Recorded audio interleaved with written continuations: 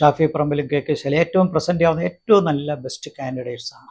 പക്ഷേ ലോക്സഭാ തെരഞ്ഞെടുപ്പിൻ്റെ ഒരു പശ്ചാത്തലവും ഇടതുപക്ഷത്തിന് ഗണ്യമായ സ്വാധീനമുണ്ട് എന്ന് നമ്മൾ അംഗീകരിക്കുമ്പോഴും വടകരയിൽ അംഗീകരിക്കുമ്പോഴും ഷാഫി പറമ്പിലിൻ്റെ ജനകീയതയും പിന്നെ പൊതുവിൽ ദേശീയ തെരഞ്ഞെടുപ്പിൽ കോൺഗ്രസിനും യു ഡി എഫിനും ഉണ്ടാകുന്ന അനുകൂല ഘടകങ്ങളും ഇതിനൊക്കെ പുറമെ ഇപ്പോൾ ബോംബ് വിവാദം വന്ന് പൊട്ടിപ്പുറപ്പെട്ടപ്പോൾ അക്രമ രാഷ്ട്രീയം ഇടതുപക്ഷം പ്രോത്സാഹിപ്പിക്കുന്നു എന്നുള്ള ആരോപണം ഈ പശ്ചാത്തലമെല്ലാം നോക്കുമ്പോൾ അത് ഷാഫി പറമ്പിലിന് അനുകൂലമാകാനാണ് സാധ്യത. കെ ശൈലജ മോശപ്പെട്ട സ്ഥാനാർത്ഥിയാണെന്ന് ആരും പറയില്ല. CPM സംഭാവന ചെയ്ത വനിതാ നേതാക്കന്മാരിൽ ഏറ്റവും പ്രസക്തിയുള്ളവരാണ്. ഭാവിയിൽ ഒരു മുഖ്യമന്ത്രിയാകാൻ തന്നെ പ്രസക്തിയുള്ളൊരു നേതാവാണ്. അതൊക്കെ ശരി. പക്ഷെ വടകരയിൽ ജയിക്കണമെങ്കിൽ അതിനപ്പുറം പല ഘടകങ്ങൾ വേണം. അതിലൊന്ന് നാഷണൽ ഇലക്ഷനാണ്. ആ നാഷണൽ ഇലക്ഷൻ്റെ പാരാമീറ്റേഴ്സിനകത്ത് കേന്ദ്ര ഗവൺമെൻറ്റിനെ സ്വാധീനിക്കുന്ന അല്ലെങ്കിൽ കേന്ദ്ര തിരഞ്ഞെടുപ്പിനെ സ്വാധീനിക്കുന്ന ഘടകങ്ങൾ നോക്കുമ്പോൾ അവിടെ ലെഫ്റ്റിനേക്കാൾ കോൺഗ്രസിനുണ്ടാകുന്ന ചില അഡ്വാൻറ്റേജസ് ഫാക്ടേഴ്സ് ഉണ്ട്. അത് മുരളീധരനും കിട്ടും, ഷാഫി പറമ്പിലിനും കിട്ടും. ഷാഫി പറമ്പിലിന് അതിനപ്പുറം തീർച്ചയായിട്ടും ജനകീയതയുണ്ട്. ചെറുപ്പക്കാരനാണ്. അദ്ദേഹം ശ്രീധരനെ തോൽപ്പിച്ചൊരു നേതാവാണ്. കഴിഞ്ഞ തെരഞ്ഞെടുപ്പിൽ അതിന് മുമ്പത്തെ തെരഞ്ഞെടുപ്പിലും ജയിച്ച ആളാണ്. കോൺഗ്രസിൽ വളരെ ഭാവിയുള്ളൊരു ശക്തനായ ഒരു നേതാവാണ്. അപ്പോൾ കോൺഗ്രസ് കൊണ്ടുവന്ന ഏറ്റവും നല്ലൊരു കാൻഡിഡേറ്റാണ്. ഇപ്പോൾ മുരളീധരനാണെങ്കിൽ പോലും വടകര ജയിച്ചൻ. പക്ഷേ ഷാഫി പറമ്പിലായപ്പോൾ അതിനും അപ്പുറമായി. അപ്പോൾ വാസ്തവത്തിൽ മുരളീധരൻ തൃശ്ശൂർക്ക് പോയപ്പോൾ റിസ്ക് മുരളീധരനാണ് വന്നത്.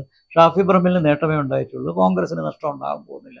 അതുകൊണ്ട് എൻ്റെ റീഡിങ്ങിൽ വടകര UDFന് വിജയസാധ്യതയുണ്ട്. പക്ഷേ ഇടതുപക്ഷത്തിന് അനുകൂലമായ ഒരു മണ്ഡലമായതുകൊണ്ട് ശൈലജ ടീച്ചറുടെ ഒരു വ്യക്തിപ്രഭാവം അവിടെ ഗുണം ചെയ്യില്ലേ? അതുണ്ട്. ശൈലജ ടീച്ചറിൻ്റെ വ്യക്തിപ്രഭാവം അവിടെ ഗുണം ചെയ്യും. പക്ഷേ അസംബ്ലി തെരഞ്ഞെടുപ്പിലെ കണക്കല്ലല്ലോ പാർലമെൻറ്റിൽ. ജനം മാറിയല്ലേ വോട്ട് ചെയ്യുന്നത്. അസംബ്ലിയിൽ വരുമ്പോൾ പാർട്ടി ഗ്രാമങ്ങൾ സജീവമാകുന്നു, ഇടതുപക്ഷത്തിന് വോട്ട് ചെയ്യാനുള്ള ഘടകങ്ങൾ വരുന്നു. പാർലമെൻറ്റ് തിരഞ്ഞെടുപ്പ് കേന്ദ്രത്തിൽ BJP ചെറുക്കണം എന്നുള്ള ഒരു ആശയം, ആ ആശയം വരുമ്പോൾ പൊളിറ്റിക്കൽ കൺസോളിഡേഷൻ UDFന് അനുകൂലമാകുന്നു. ഇത്തവണ ഇന്ത്യ മുന്നണിയിൽ പെട്ടതാണ് UDFും LDFും.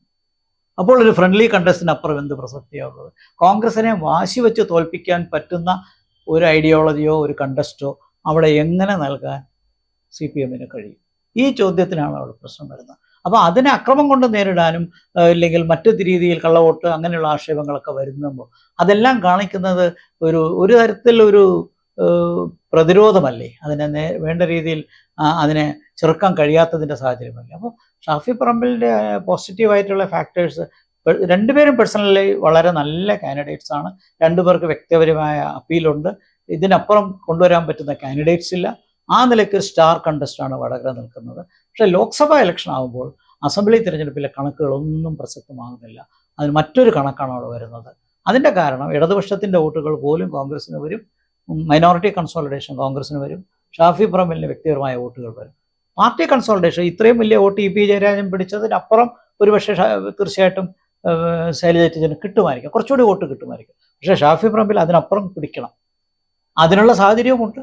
പ്രത്യേകിച്ച് ഇവിടെ BJPക്ക് ഒന്നും ഒരു പ്രസക്തി ഇല്ലാത്തൊരു കണ്ടസ്റ്റ് ആകുമ്പോൾ. കഴിഞ്ഞ തവണ 80,000 വോട്ടല്ലേ കിട്ടുള്ളൂ. അപ്പോൾ അതെനിക്ക് തോന്നുന്നില്ല അവിടെ BJPക്ക് എന്തെങ്കിലും കാര്യമായ സംഭാവന. അപ്പോൾ ഇവർ തമ്മിലുള്ള നേരിട്ടുള്ള മത്സരമാണ്. അത് UDFന് അനുകൂലമായിട്ട് വരാനാണ് സാധ്യത.